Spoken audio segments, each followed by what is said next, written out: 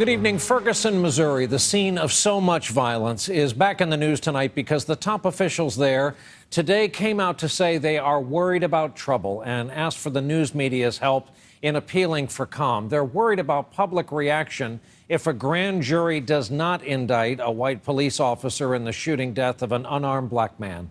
It could come at any time. The Missouri governor said today they will not tolerate any more violence in that community that's already seen so much.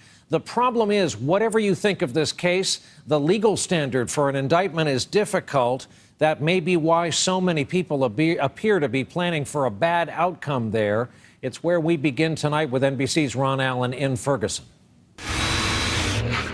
Along Ferguson's already battered main streets, more businesses adding more protection today, worried about what will happen when prosecutors announce whether Officer Darren Wilson will face charges for killing unarmed teenager Michael Brown in August.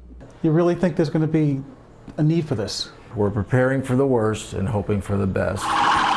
They're worried about a repeat of last summer's violent protests in the wake of the Brown killing. Heavily armored police, random shootings, a terrifying time. At this gun shop and practice range, sales are 3 times higher than usual, they say, with many first-time buyers like Marla Orr. Yes, a big gun. It's a 9mm 17 shot. And you would use it if Yes. you need be? Yes, without hesitation. Today, with top police commanders, Missouri's governor tried to reassure a nervous public. This is America. People have a right to express their views and grievances, but they do not have the right to put their fellow citizens or their property at risk.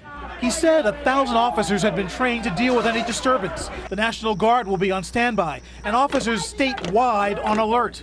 County police in charge of protest security say they've spent at least $170,000 on fresh supplies of riot gear, tear gas grenades, helmets, shields, handcuffs.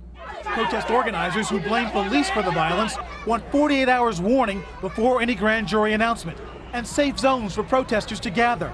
And moms like Michelle Perkins worry about keeping their kids safe when the news comes.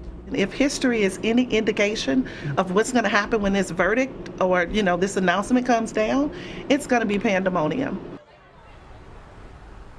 Unlike back in August, there are a lot of meetings going on, community groups, police meeting together, discussing the protests and the best way to conduct them. Another factor, it's brutally cold here now. That also may keep some people off the streets if decision day comes soon.